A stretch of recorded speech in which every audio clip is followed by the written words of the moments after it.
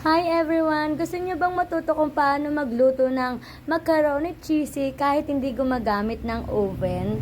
So as you can see, napakasarap niya at napaka-cheesy. So ang una lang po natin gagawin guys, magpapakulo lang po kayo ng macaroni noodles and maglagay lang tayo ng asin at konting mantika para po hindi pa siya magdikit-dikit. And then pag al dente na po siya, hanguin lang po natin siya at iset aside lang po natin. And sa malinis na kawali po, mag-isa lang po tayo ng ground pork. Ayan, ang gagamitin natin sa ating macaroni is ground pork po. Igigisa lang natin siya. Ayan, pag nakita na po natin luto na yung ground pork, igilid lang natin siya at mag-isa tayo ng sibuyas at bawang. And then, haluin lang po ulit natin siya.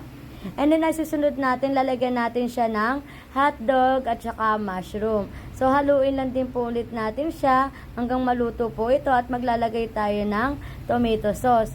So, halo-halo lang din po at antayin natin maluto yung mga ingredients. And then, syempre, maglalagay tayo ng chicken cubes, paminta, at saka halo lang po, hahaluin lang po ulit natin. And then, after po nyan, pagka alam natin luto na, ilagay na po natin yung macaroni. So, haluin lang po natin siya. Ayan, hanggang sa ma-absorb na po yung sauce ng pasta. So, ayan na po siya. Luto na po yung ating macaroni. So, ayan na siya. And then, eto naman po, magagawa naman po tayo ng pinaka-toppings niya para maging cheesy po yung ating macaroni. So, una po, mag-isa po tayo. Tunawin natin yung butter. Maglagay tayo ng konting harina po. So, butter and harina. Next po natin yung evap milk. So, any evap milk po, kahit isang lata lang po. Evap milk, and then maglagay tayo ng all-purpose flour. So, haluin lang po natin siya guys. And then, syempre, grated cheese. So, haluin lang din po natin yung grated cheese. Ayan po, tutunawin lang po natin siya. And pag sticky na po siya, yan, nakita na po natin sticky siya. So, okay na po yan. Ilalagay na po natin sa toppings. Ayan, kung makikita nyo po.